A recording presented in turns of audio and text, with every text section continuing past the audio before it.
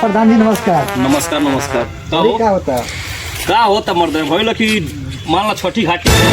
सफाई रहलो दादा करला गंदुसी होल बा तो मान ला इतना ठंडी बा कि ठंडी में कोई निकले का दिल नहीं करत तो सोचनी मान ला अपने विधानसभा की एरिया ते एक दिन सफाई होइल इतना अच्छा लागत लोग कितना अच्छा जतो गंदगी छा गेल बटे तो वही से सोचने कि चलो आज बैठल जतनी उजा सभा बनी एक कमेटी होई एगो फिर से कोनो व्यवस्था सोचल टंकी बनावा पानी उनी आवत नहीं टंकी पर नहीं ध्यान दिहल जाए ऊपर ना ना पूरा ध्यान बा पानी देखो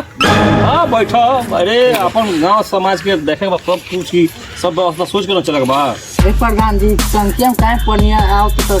कचरा होता ए म केकर शिकायत सुनो तो हालत खराब होल बा पानी में कचरा नहीं है टंकी एकदम फ्रेश एकदम टाइमली पानी जाता दोनों टाइम पानी जाता ले जान का बोल बा जोन पाइप नहीं गड़ा ले नीचवा से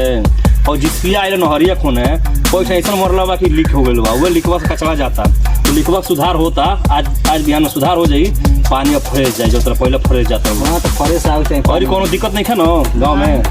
कौन दिक्कत चलो हई बात विकास होबे करी धीरे धीरे सब विकास हो जाई मर्दे हां और कोनो परेशानी होई तो बताइयो लो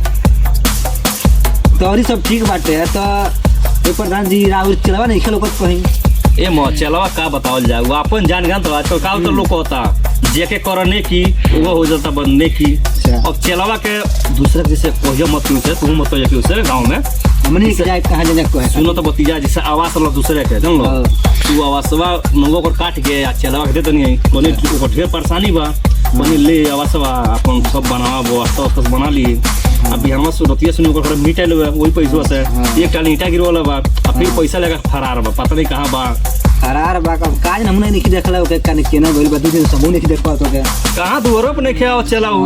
अब मेन चला हुआ हो मेन कारोबार संभारा वाला हुआ हमनी के साथ में रहो ए प्रधान जी चलो आवता देखना पैदल आवता हूं बढ़िया में क्या पैदल आता हो अब काज ना ए मर्दी तो सही बेइज्जती करा दी एकदम चलाई अब बताओ आवाज से हालत जाई लव ये पट्टी गोल मन जा किलो भरा ले किलो खत्म हो पेंचर दुकान का कहां का भइलो कोनो पता नहीं अब आओ तो चलवाई जा तब बैठा के पूछ ले चला का बदला बना आखिरी कहां आवत हो हां तो जावे तो आवे तो पहले बोलो मत आवे जा हां आवे तो ओके दीजा आराम से बैठ के प्रेम से बात कर ले का हो चला काहे का भइलो ए आओ ए चला ए मर्दे आओ काहे पैदल जतो हां प्रधान जी आप नहीं आओ पूरा पैसा खत्म हो गयो पैसा हमारे 1,20,000 आइल न एक जन ईटा गिरवानी और एक जन लेना नहीं 50,000 रुपए कार्य